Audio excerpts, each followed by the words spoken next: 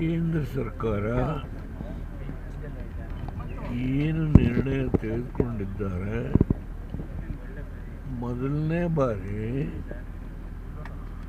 ಪ್ರವಾಸಿಗರ ಮೇಲೆ ಇಂಥ ದೌರ್ಜನ್ಯವನ್ನು ಏನು ಟೆರರಿಸ್ಟ್ ಮಾಡಿದ್ದಾರೋ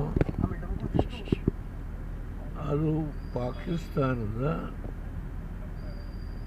ಬೆಂಬಲದಿಂದನೇ ಮಾಡಿದ್ದಾರೆ ಎನ್ನುವ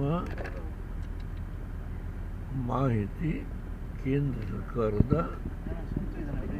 ಕೈಯಲ್ಲಿದೆ.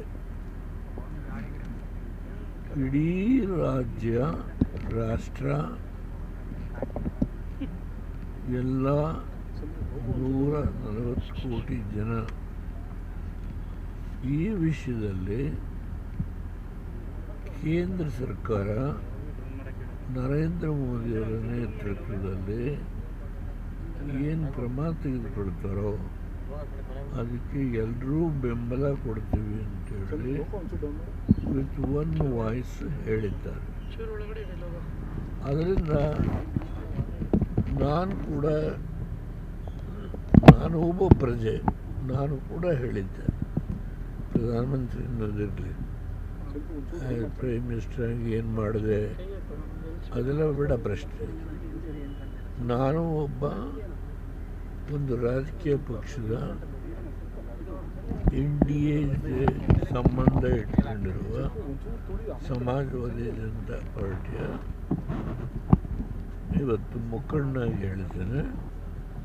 ನಮ್ಮ ಪಕ್ಷ ಕುಮಾರಸ್ವಾಮಿ ಮಂತ್ರಿಗಳಿದ್ದಾರೆ, ನಾನು ಪಕ್ಷದ ಅಧ್ಯಕ್ಷನಾಗಿ ರಾಜ್ಯಸಭಾ ಸದಸ್ಯರಿದ್ದೇನೆ.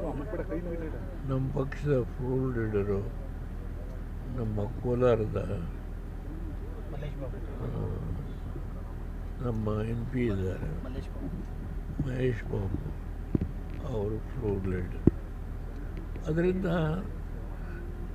ನಾವು ಸಂಪೂರ್ಣವಾಗಿ ಕೇಂದ್ರ ಸರ್ಕಾರ ಈ ವಿಷಯದಲ್ಲಿ ತೆಗೆದುಕೊಳ್ಳುವ ಎಲ್ಲ ನಿರ್ಣಯಕ್ಕೆ ನಮ್ಮ ಬೆಂಬಲ.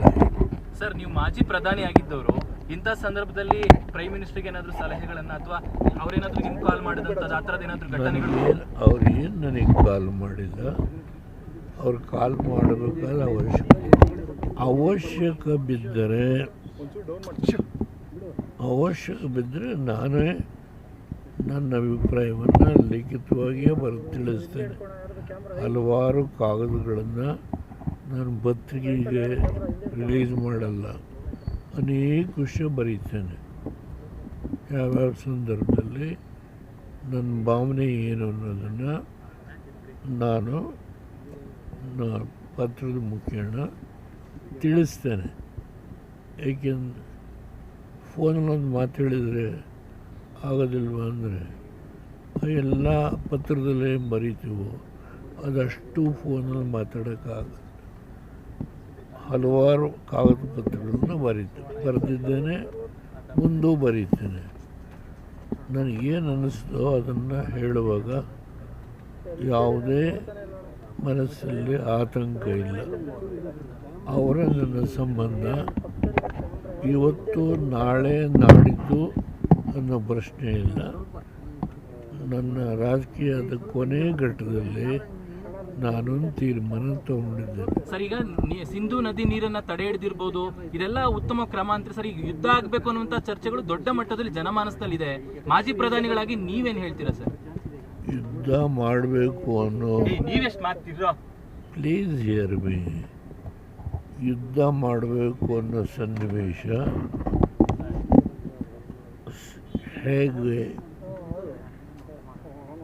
ನಮ್ಮ ದೇಶದ ಪ್ರಧಾನಮಂತ್ರಿಗಳು ಇಡೀ ರಾಷ್ಟ್ರದ ನಾಯಕತ್ವ ಅಷ್ಟೇ ಅಲ್ಲ, ವಿಶ್ವದಲ್ಲಿ ಅವರಿಗೆ ಗೌರವ ಇದೆ. ವಿಶ್ವದ ರಾಜಕೀಯದ ಅನೇಕ ರಾಷ್ಟ್ರಗಳು ಈ ಘಟನೆಯನ್ನು ಖಂಡಿಸಿದ್ದಾರೆ, ಬೆಂಬಲ ವ್ಯಕ್ತಪಡಿಸಿದ್ದಾರೆ.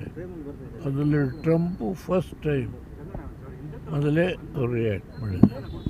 ಆದ್ದರಿಂದ ಇಂಟರ್ನ್ಯಾಷನಲಿ ಆಲ್ಸೋ ಇಂಡಿಯಾ ದೇಶಕ್ಕೆ ಬೆಂಬಲ ಕೊಡ್ತಕ್ಕಂಥ ಅನೇಕ ರಾಷ್ಟ್ರಗಳು ತಮ್ಮ ಭಾವನೆಯನ್ನು ವ್ಯಕ್ತಪಡಿಸಿದ್ದಾರೆ.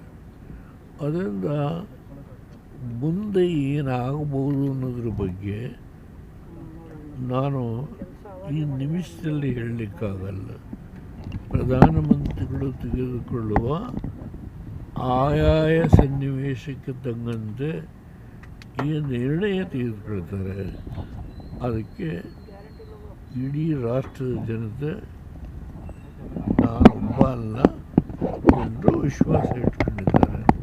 ಇದರಲ್ಲಿ ರಾಜಕೀಯ ಮಿಕ್ಸ್ ಮಾಡಬಾರ್ದು. ಪ್ರಧಾನಮಂತ್ರಿಗಳು ತೆಗೆದುಕೊಳ್ಳುವ ನಿರ್ಣಯಕ್ಕೆ ನಾವೆಲ್ಲರೂ ಒಗ್ಗಟ್ಟಿನ ಸಹಾಯ ಮಾಡಿ, ನಮ್ಮ ಒಗ್ಗಟ್ಟನ್ನು ಪ್ರದರ್ಶನ ಮಾಡಿ, ಇಂಥ ಘಟನೆ ಮುಂದೆ ಯಾವುದೇ ಕಾರಣದಿಂದ ನಡೆಯಬಾರದು. ಅವ್ರು ಯಾರು ಮಾಡಿದ್ದೋ ಅವರನ್ನು ಅಂತಿಮವಾಗಿ ಪತ್ತೆ ಹಚ್ಚಿ ಅವರಿಗೆ ಶಿಕ್ಷೆ ಕೊಡೋವರೆಗೆ ಯಾರು ಹಿಂದಿದ್ದಾರೋ ಅವ್ರಿಗೂ ಕೂಡ ಶಿಕ್ಷೆ ಕೊಡೋದ್ರ ಬಗ್ಗೆ ಪ್ರಧಾನಮಂತ್ರಿಗಳು ಏನು ನಿರ್ಣಯ ತಗೊಳ್ತಾರೆ, ರಕ್ಷಣಾ ಸಚಿವರು, ಗೃಹ ಸಚಿವರು ಏನು ನಿರ್ಣಯ ತೆಗೆದುಕೊಳ್ತಾರೆ, ಇದಕ್ಕೆ ನಾವು ನಮ್ಮ ಪಕ್ಷ ನಾವು ಭದ್ರಾಗಿದ್ದೇವೆ. ನಾನು ಇದಕ್ಕಿಂತ ಹೆಚ್ಚು. ಸರ್, ಕೊನೆ ಪ್ರಶ್ನೆ. ಕಾಂಗ್ರೆಸ್ನವರು ಇದರಲ್ಲೂ ಕೂಡ ರಾಜಕಾರಣವನ್ನ ಬೆರೆಸುವಂತ ಪ್ರಯತ್ನವನ್ನು ಮಾಡ್ತಿದ್ದೀರಾ. ನೀವು ಸೀನಿಯರ್ ಪಾಲಿಟಿಷಿಯನ್ ಸರ್, ಇಂಥ ಸಂದರ್ಭದಲ್ಲಿ ಯಾವ ರೀತಿ ನಡ್ಕೊಳ್ಬೇಕು ಅನ್ನೋಂಥ ಸಲಹೆ ಕೊಡ್ತೀರಾ ಸರ್? ಈಗ ಖರ್ಗೆ ಅವರು ಈ ಘಟನೆಗೆ ಯಾವುದೇ ಒಂದು ಕೊಂಕಿಲ್ಲದೇನೆ ನಾವು ಸಂಪೂರ್ಣವಾಗಿ ಪ್ರಧಾನಮಂತ್ರಿಗಳ ಜೊತೆ ನಿಲ್ತೇವೆ ಅಂತ ಹೇಳಿದ್ದಾರೆ. ಅವರು ಕಾಂಗ್ರೆಸ್ ಪಕ್ಷದ ಅಧ್ಯಕ್ಷರು. ನಾನು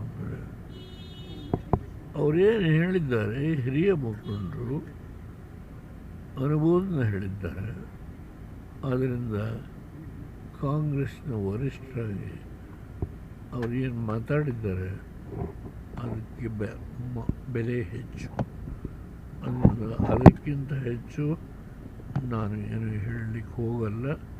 ಕಾಂಗ್ರೆಸ್ದು ಇವತ್ತು ಸಹಕಾರ ಇದೆ.